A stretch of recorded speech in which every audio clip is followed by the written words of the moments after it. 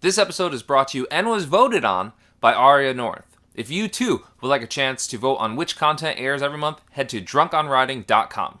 Now, on to the episode.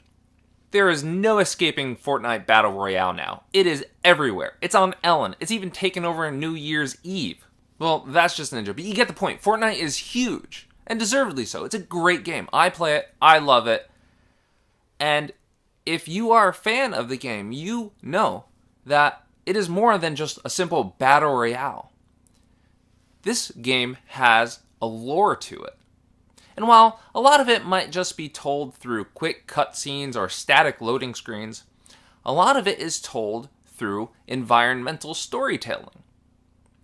And as we discussed back in the Die Hard dissection, environmental storytelling allows creators to build a character, build an environment, build a whole world without ever directly stating something. So in Die Hard, we had the different levels of Nakatomi Plaza, and in Fortnite, in this strictly multiplayer mode, we have the ever-changing island. And today we're going to explore everything that is known about Fortnite Battle Royale's story. Every little bit of detail, everything that is known, everything that is theorized, and even just the wee little bit of asides that are within the main tale.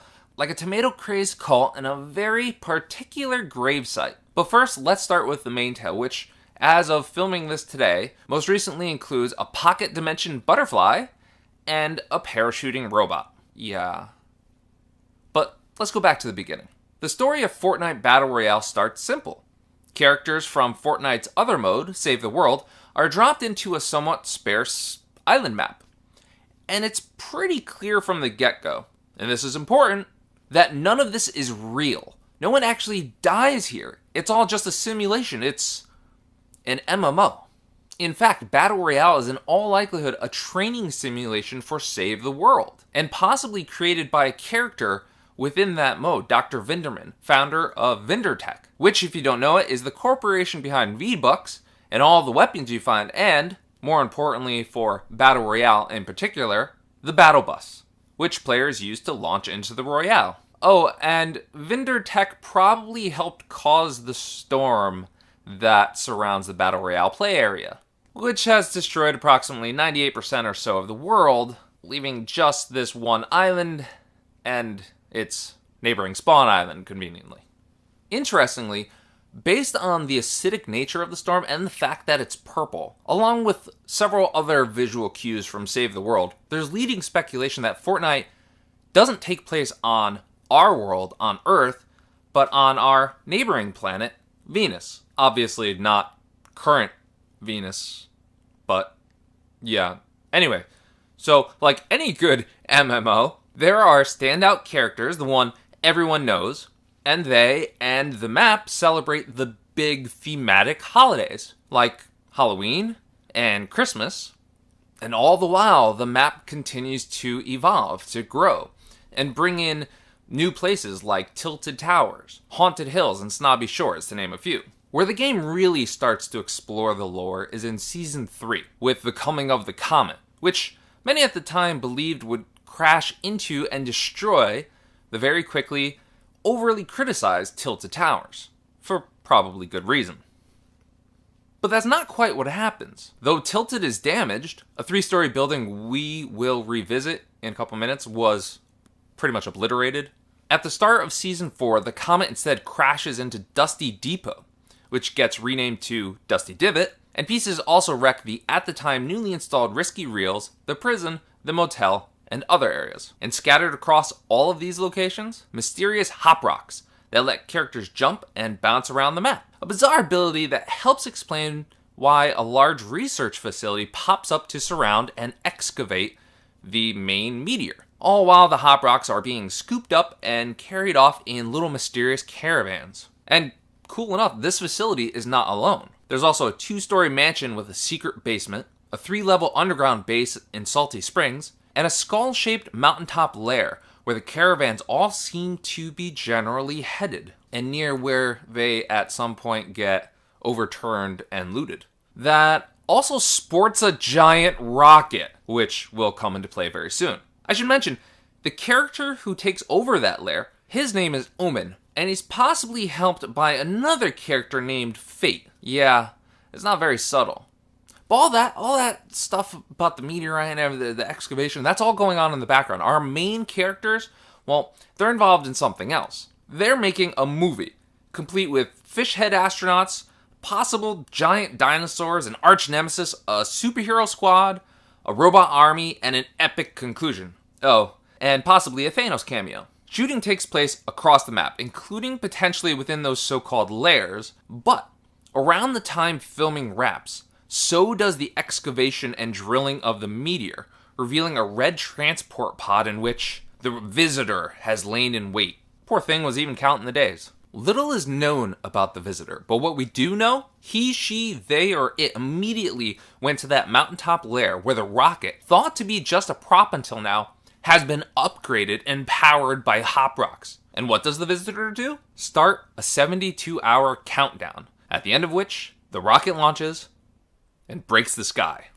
This crack, which continues to spread and worsen, creates rifts across the map, and more importantly, seemingly destroys a bunch of the landmarks, including the Lonely Lodge welcome sign, the motel sign, the Tomato Head, the Nom's grocery sign, and the Durr's burger statue, while other items appear, like an anchor, a stagecoach, and a skeleton. Meanwhile, Battle Royale items started appearing in our world, in our Earth, in our reality, leading to a full-on Season 5 Worlds Collide crossover, which includes a large portion of the map getting converted to a desert biome complete with an adobe town, a new city and racetrack, a Viking outpost with a whole ship that looks suspiciously like a llama appearing atop a mountain, Easter Island heads popping up seemingly everywhere, Tomato Town becoming Tomato Temple, and a potentially unlucky tagger getting digitized as a few items return to the game.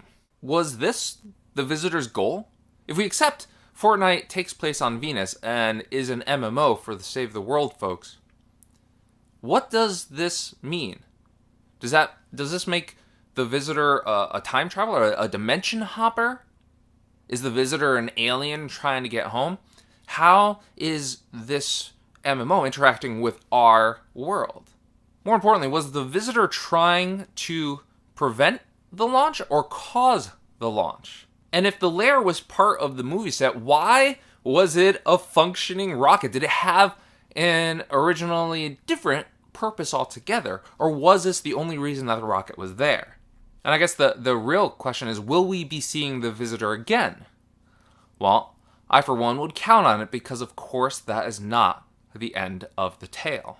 But first, a side note about Tomato Town / Tomato Temple. From the start, Tomato Town was dominated by Uncle Pete's Pizza Pit, which had the large tomato head I mentioned a few minutes ago atop it. Uncle Pete's Pizza Pit was founded by a character named Tomato Head, a potential member or leader of a tomato-worshipping cult with a growing number of members. I'm certain, since a war just broke out between the tomato worshippers and the equally creepy Durr Burger gang, that we haven't seen the last of that. And we definitely haven't seen the last of the llama homages. Llamages. Llamas, of course, are the unofficial mascot of Fortnite.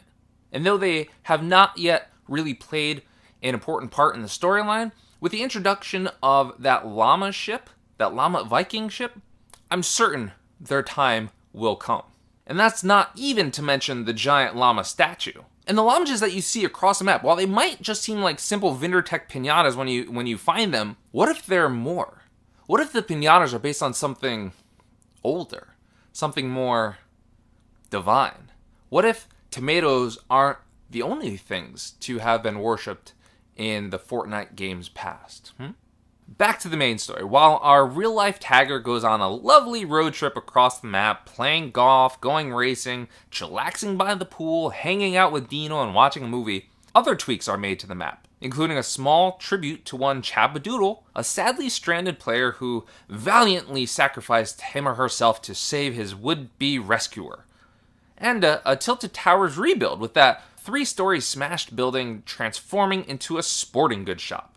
Good for them. But the crack continues to expand until it drastically and sort of suddenly shrinks and starts spouting lightning, which chars the map and eventually gives rise to the Cube, aka Kevin.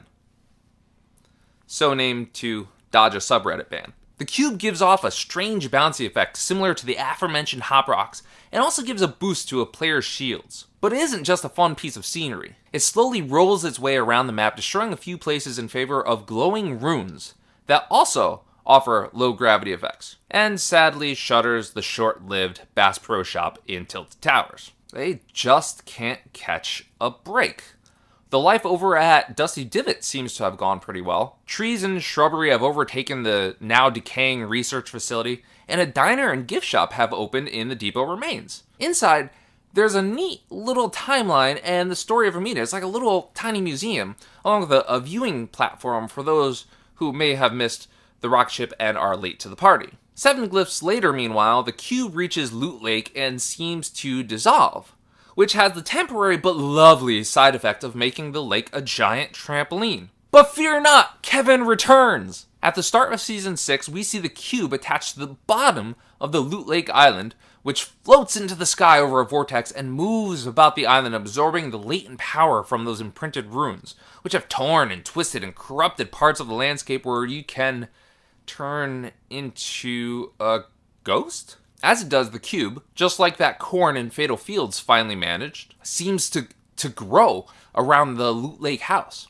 And once it's finished absorbing all that power, it heads back to Loot Lake, now known as Leaky Lake, draws even more power from the vortex at its base and the last from the runes, and then tears a new portal open in the sky, crashes the battle bus, and blows up the island. And those newly grown cubes, they summon cube monsters, which I'm sure the lovely folks over at Tilted Towers, where that unfortunate building is once again being cleared of debris, I'm sure they find that absolutely lovely. And while a Halloween-themed bus is in play during the so-called Fortnitemares event, another battle bus seems to come along very shortly. After all, we've already seen one crash, which we have no real explanation for and which has seemed to have disappeared. But something happens to the cube, aka Kevin.